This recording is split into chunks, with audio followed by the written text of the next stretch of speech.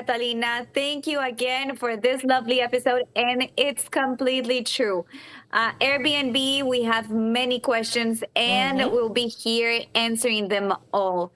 It's a very interesting topic. And this episode is very dynamic. It's very COVID vibes, but we're here through it. Yes, COVID vibes. That's good. Yes, yes, yes, yes.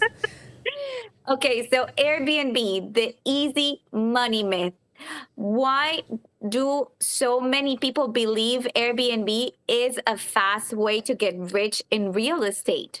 Oh my God, I think social media has a big impact on that idea that Airbnb is the easy way to make money. Because all you see on Instagram, all you see in a lot of platforms is how they bought a property and they rented with Airbnb and they make this huge amount of money and they miss the big picture. They miss the reality. They miss all of the things you need to do behind, all of the costs associated with maintaining and running an Airbnb. So Airbnb can be profitable, but it's not easy money. Like, I don't think there's anything where you can make easy money. So it's definitely not what we would call a passive income business.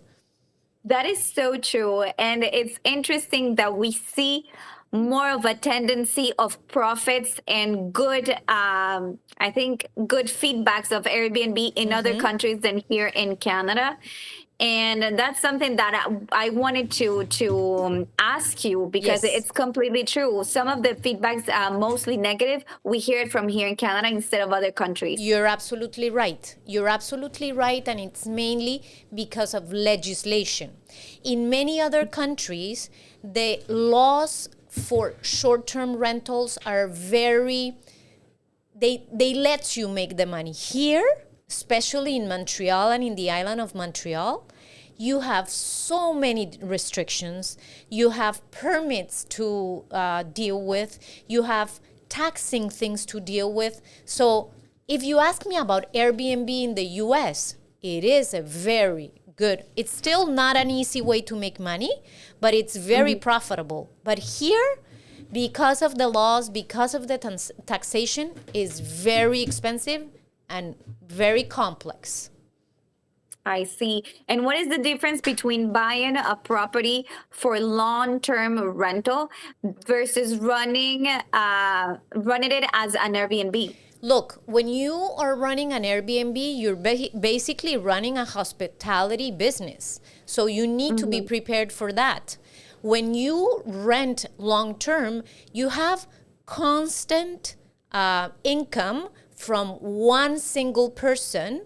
The maintenance costs are way lower. The rotation is lower. So it's more like a long-term and stable, predictable income where Airbnb can generate a higher income, but it's more ups and downs, and it needs from on your side more hours, more preparation, more day-to-day work. And now that you mentioned the regulations here in Canada, what are the current regulations for short-term rentals here in Montreal? Look, the rules for short-term rentals in Montreal are very strict. And they're basically, number one, you can only legally rent your primary residence. The rentals have to be of 31 days or less.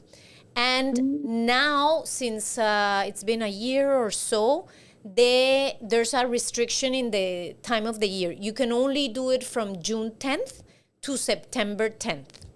And if you want to legally operate an Airbnb, you do need to have a CITQ number, which is like the registration for chalets and everyone that rents short term. So you need to have that permit. You have to check also what are the permits of the borough, because even if it's permitted from June 10th to September 10th, there's some boroughs that do not allow it. If you own a property in a condominium, I can tell you that probably 95% of the condominiums are going to ban Airbnb, short-term rentals. And so it's not that easy. Like buying a condo, for example, thinking you can do Airbnb, it's a no-no. It's a no-no because the co-ownership is not going to allow you, even if the city does, and even if the city laws, but they won't let you in the building. Catalina, why Canada is making such a big deal and such complications for people that would like to run an Airbnb? Because Look, we see the difference from other countries, but there's no actual reason why it's so complex. Look, they've based their reasoning of banning Airbnbs on the fact that Airbnbs create rent speculation. So it increases the rents and it generates a shortage of availability for long-term rentals. And traditionally in the province of Quebec, we've had what we call renting crisis, an affordability crisis, because, and so they attribute it in part to the fact that there's a lot of owners trying to rent only short term, so there's less apartments or less immovables out for rent for long term. So that is the main reason behind at least the province of Quebec, or especially the island of Montreal, of restricting Airbnbs. And what are the real costs of running an Airbnb that most people don't consider? Look, when you run an Airbnb, you need to have it furnished. So if your furniture gets ruined, you need to change it. All the utilities need to be included. So Hydro-Quebec, so heating, hot water, electricity, Wi-Fi, cable, TV. You also need to account for the cleaning, unless you're gonna go and clean. But if not, you have to have a cleaning crew. You have to have an allowance for maintenance of things that break or things that get lost. So dishes, linens, towels. There's also, if you have, if you're not here or if you want somebody to run it, it's maintenance fees. And the most important, you have to account that you're going to be paying taxes to Revenue Quebec and Revenue Canada like you're running a business, not like your principal residence. So once, yes, it can look very attractive. For example, a house that would get rented, let's say $3,000 long term, but you can get $5,000 short term. First of all, you're not going to get $5,000 every single month. So you have to, in your calculation, you have to put the amount of vacancies plus the extra maintenance cost that we just enumerated to really see what is your net income. Also insurances. The insurance companies, once you know that you're running a business, your insurance cost is going to change significantly. So it is very important to do the proper math.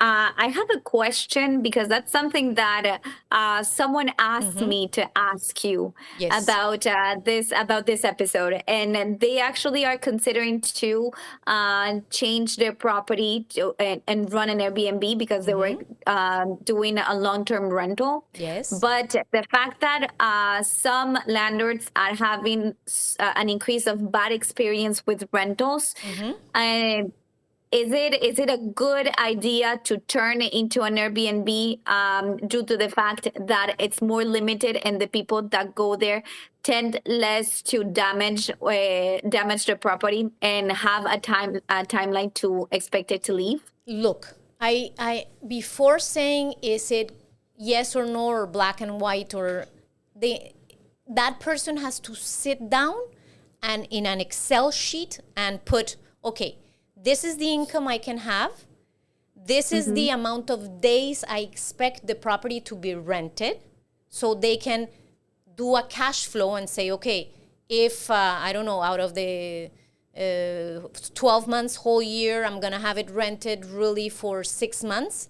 So do a cash flow, put the expenses that I just did, run the numbers, know how much they're going to pay. That is number one. And then they can compare, okay, this is how much I'm getting net for a long-term rental, and this is how much I'm getting net for an Airbnb or a short-term rental. Now, is the difference between those two amounts good enough for you, that you're not in the business, to be on the phone with cleaning company, to be replacing dishes, towels? And there it depends on you. Because for me, if I can get $500 more per month for an Airbnb compared to a long-term rental, for me, $500 extra is not worth my extra time, my stress, people partying. If that amount is $2,000, then maybe I would consider it. Now, they also have to check if where they're going to run the Airbnb, is it allowed or is it not allowed? Look, I have a friend that she's a real estate broker too, and she does short-term rentals because she has a triplex, and she lives in one of the units, and she rents short-term the other two with all the permits in the dates. That, for her, it's very profitable because, first of all, she has full control because she's there. So if there's a party, she just goes and knock on the door. For the cleaning, she can do it because her cleaning lady comes and she can just send it up or down. She lives in the middle. So and she's aware of laws, legislation. She's in this business. So for her, it's an excellent option. For other people that are just starting, that have never had tenants, that have a full-time job, I'm gonna say it's a no. But again, it depends. It all depends on the numbers, I guess. Perfect. And have you seen cases where people bought a property for Airbnb and ended up losing money or having to sell quickly? Yes, I've seen people that bought in co-ownerships, for example, that were allowing short-term rentals, and they were making some money, and then the co-ownership banned the short-term rentals. That was a couple of years ago, and the investment they did, bye. And I've seen people that have gotten notices from the city. I had a client that had a triplex and had one long-term rental, and the other two, they were doing Airbnb. He did not get his permits. He got a huge fine from the city, and the fines start at $2,500 per event. And he also got a beautiful tax bill from Revenue Quebec, because some people around called Revenue Quebec and said he's running a hospitality business and he's not declaring it. So he had to put his triplex on the market and sell it as quickly as possible, because he had made his calculations when he bought it and his mortgage and everything based on the short-term rentals numbers. I see. And why condos now don't allow or don't like the idea of Airbnbs? Because there's so many, the building gets so run down, because people that I'm not going to say everyone, because we've all been in Airbnbs and probably we take care of them, but mainly, especially downtown, people used to rent those condos to party, the ones that there's a famous tower downtown, and people used to go to hockey games and just party after and destroy the place. So they don't want short-term rentals. There's a lot of rotation. So elevators, people going in with baggages, with suitcases. They scratch the elevators. And then if they have a pool and that Airbnbs, they tend to go with, glasses.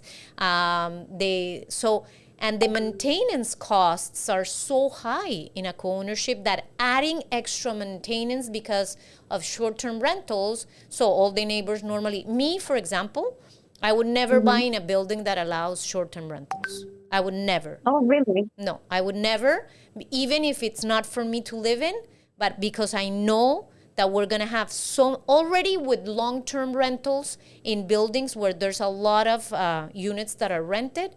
We see in the balance sheet at the end of the year, we see how much condo fees go up because of maintenance and things that have to be done when the composition of the building is mainly renters versus owners. So if there's buildings that allow Airbnbs, for me it's a no. I think we have seen also that in Airbnb, prices have been going up. And probably that has been related to the costs of the cleaning, of the maintenance of buildings, of the maintenance of property, because we have seen people misusing the properties. Exactly. Is it something that we tend to see as well for the long-term rentals? I think it's less. I think it's way less. Of course, look, that depends a lot also on the type of, I'm going to say, how do I put this in a way that doesn't sound bad, but it depends on the neighborhood and it depends on the rental amount. Typically, properties that are a little bit more expensive, although there's also people that have a lot of money and they just trash properties. But it depends on the neighborhood you're renting, and it also depends on how well you screen your tenants. I have to say that I've never, knock on wood, had any tenant destroy any of my properties. Actually, when they move out or when I change tenants, the increase on the maintenance, I have not experienced it. But I screen my tenants very, very, very well. Very well and in detail, and I'm very clear, and I tend to try to go see my properties once a year at least to see the tenants and how it is. But I do think that if you screen your tenant properly, you shouldn't be seeing an increase in your maintenance costs. I see. And what do you think about the new law that it's putting into place about the tenants that come with pets and the landlords that won't be able to refuse a tenant that come with a pet? Look, I was discussing that with a friend and a colleague the other day, and I have mixed feelings about it because I am a pet owner, and I've had difficulties a long time ago renting because of my pet.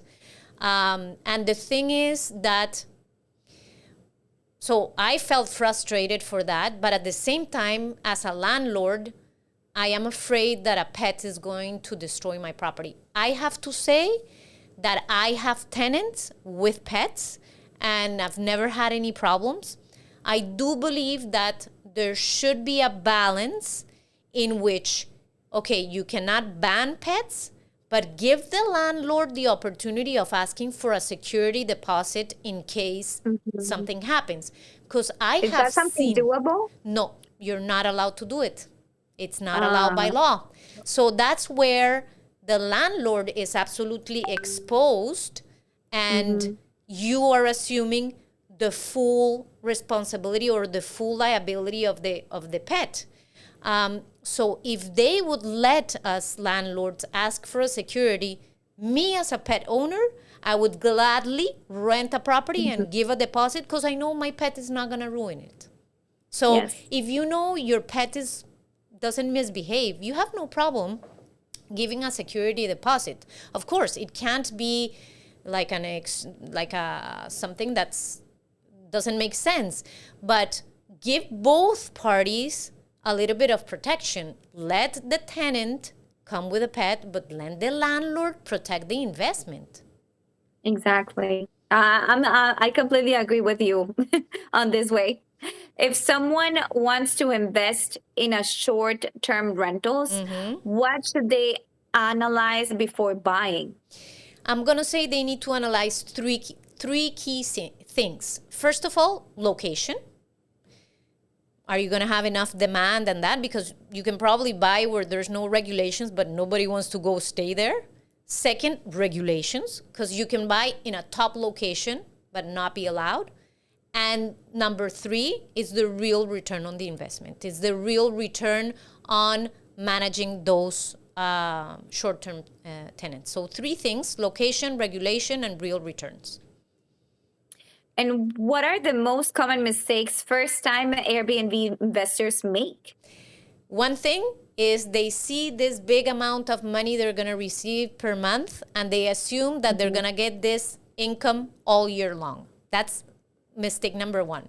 So they think, okay, I'm 12 months, I'm going to be getting this money.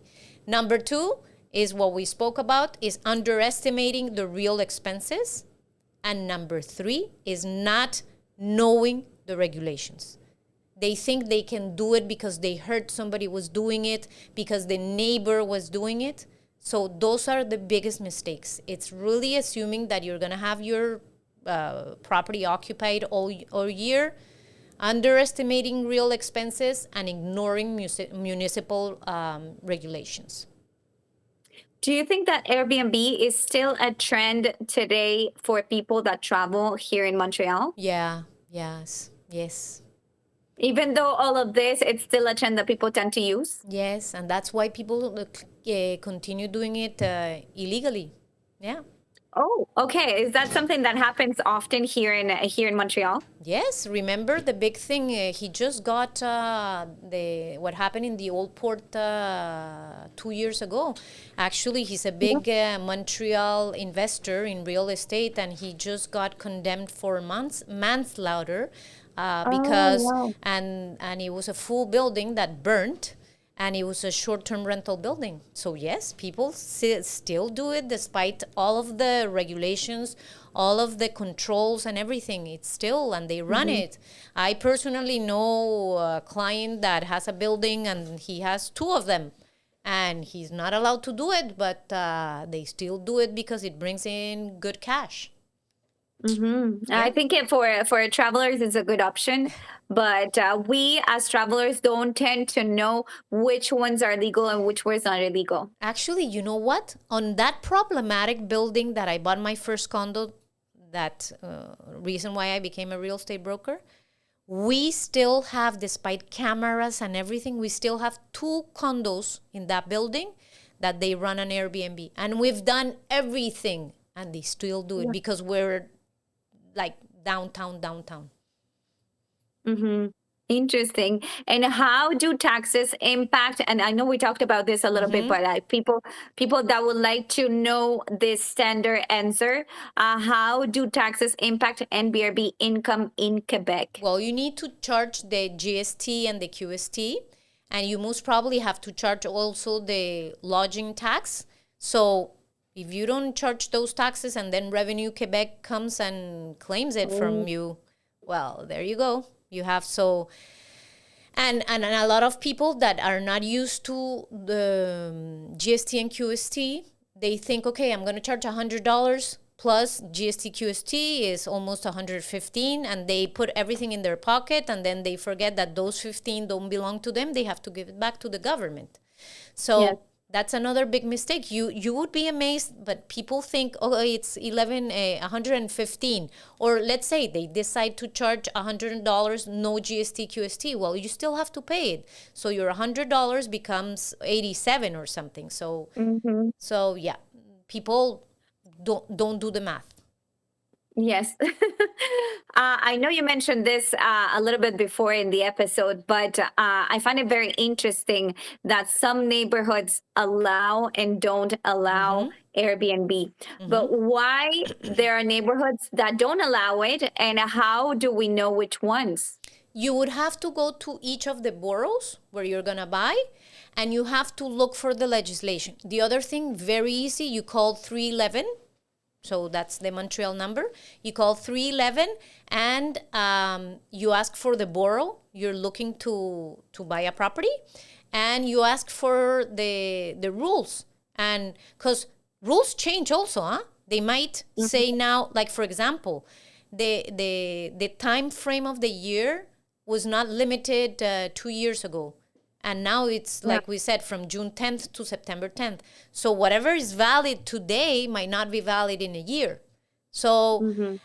thinking that one thing that I consider that an investment where you don't have stability on the legislation or what you can expect, it's still a risky business. So you might buy something that you can operate an Airbnb now, and then it's not possible. It's like, for example, the people that bought in Montreal.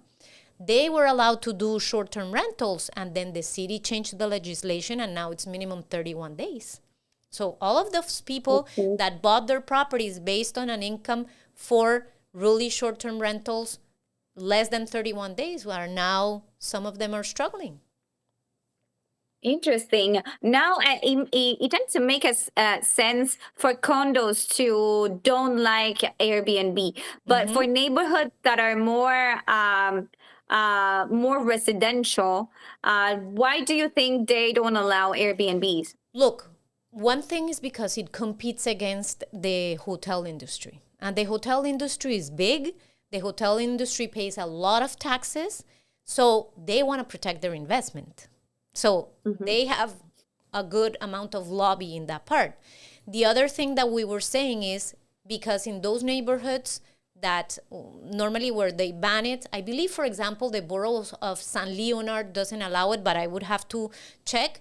There's also because they might believe that there's a shortage on the amount of available long-term rentals. So to Mm-hmm. protect the families, to protect the people that don't have the income to compete against short-term rentals. And the other thing, whether we like it or not, it generates many times, it generates a lot of noise, a lot of partying, a lot of things.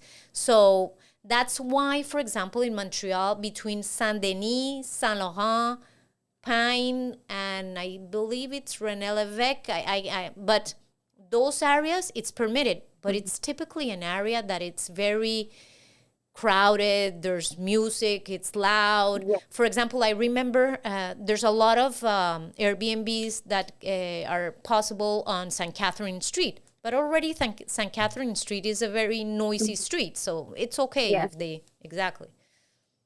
I see. And to finish this episode, what Mm-hmm. would you say to someone that who tells you, I want to buy a property just to run it as Airbnb? I would tell that person, okay, we're going to sit down and we're going to read, first of all, is it allowed? And second, we're going to do the numbers properly. Because if you are thinking you're going to make stable income throughout the year, well, reality check, that's not how it happens. I am I am not against it, but I do believe that in the area of Montreal, it is not the type of real estate investment that is going to pay you what you expect you're going to get paid. So it's not the best option. I see. Well, thank you so much, Catalina, for this interesting episode and very informative because we get to know and admire people that have Airbnb, but we don't know what's happening behind it. Exactly. Well, thank you, Maria, for transmitting and helping us from your house, even though you had a little emergency this afternoon. Yes. And we'll see everyone in 2 weeks for another episode of Buy, Sell, and Win.